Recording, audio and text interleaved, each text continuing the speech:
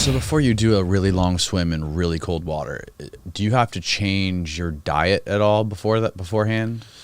You need to put on weight. So the more weight you have, the more insulation you carry, and it makes a huge difference. And how do you put on weight? What kind of nutrients? What do you eat? I'm not very scientific about it. I wish I was. Is it more carbs, more fat? Yeah, more I eat more carbs, really. Okay. And I'm not necessarily a huge believer in carbs. It's just they're the most accessible and the easiest way to put on weight. I am, from what I do, I'm really not the right physique for it. If you saw me now, maybe you disagree, but I'm generally not the right physique for cold water swimming. If you look at most cold water swimmers, they are very large units.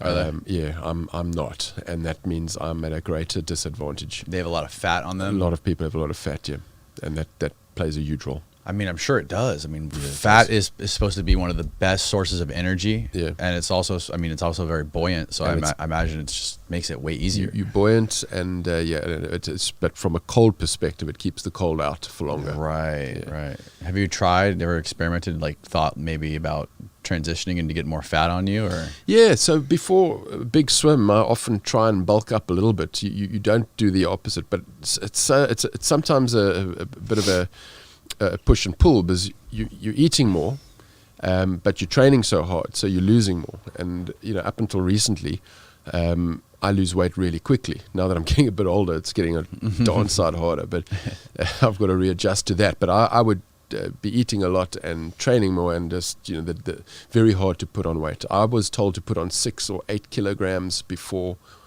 going to English Channel, and I think I managed to put on 2 or 3. Wow. Yeah, and I got cold properly.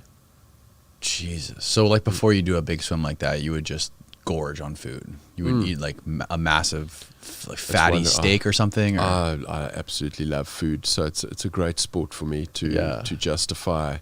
I do. For example, I'll go and do a 20-kilometer pool training set, which is horrible and brutal and takes about 7 hours in laps backwards and forwards. And the thing that will get me to the end is the burger I'm going to eat afterwards. I fantasize about it. And funnily enough, in fact, I went in great detail in my book about it.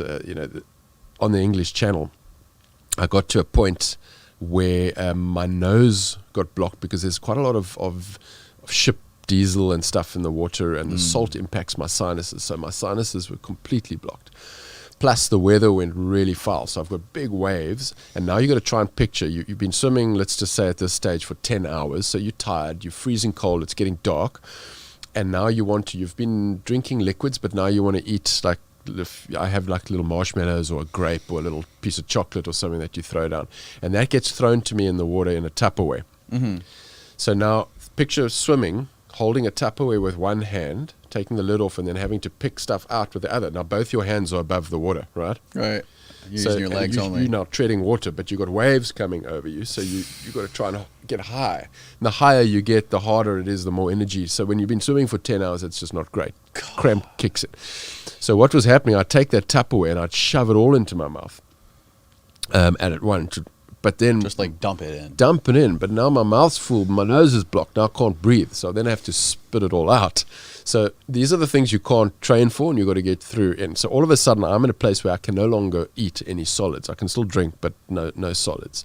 And solids were part of what I had planned for 2 years on this particular swim. Mm-hmm. So I had 5 more hours to swim. No, okay, wait, we're talking 10. So I had 3 more hours to swim, not knowing I had 3 more hours to swim.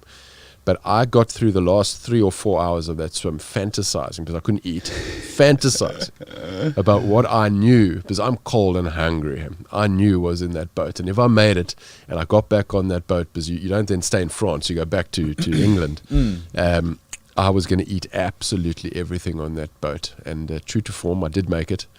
And I did get on that ship, and I remember, the English crew, I said to them, bring that roast chicken, bring that thing, I'm going to kill it. And he said, no, I'm going to bring you the vomit bucket. I said, no, don't worry. Trust me, I do not need to vomit. Just bring me the food. So he brought me the food and the vomit bucket. Because he knew you were going to throw up. And 5 minutes later, I was vomiting up a storm. Does that make it easier thinking about the food at the end and having does it give you some sort of like dopamine drip to keep you alive? each to their own, but you need to incentivize yourself. So whatever works for you. For me, that was part of it, was actually fantasizing about what I can eat and how many calories I've burnt on this, and I don't care anymore anyway. And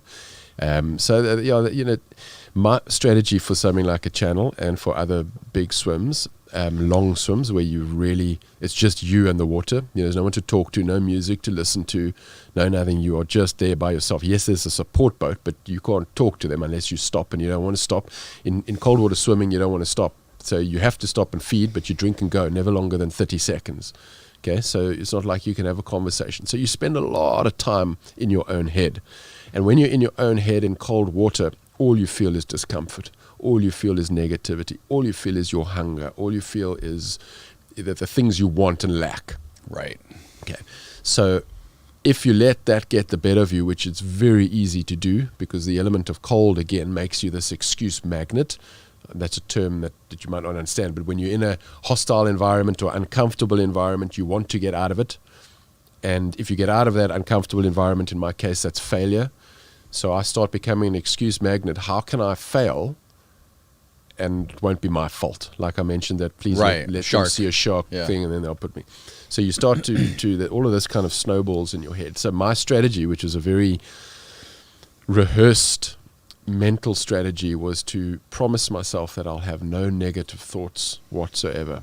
And when something horrible happens, like I swim into a jellyfish or a blue bottle and it stings me and it hurts, I need to laugh about it. Physically laugh out loud under the water. And even though I'm cursing deep down, just to keep those endorphins and keep those positive. And when you take a breath and a wave hits you and you gulp down another mouthful of disgusting seawater, laugh about it. Say, yes, this is what you signed up for, buddy. And it's just a mental way that I keep myself tough in the swim and maybe positive.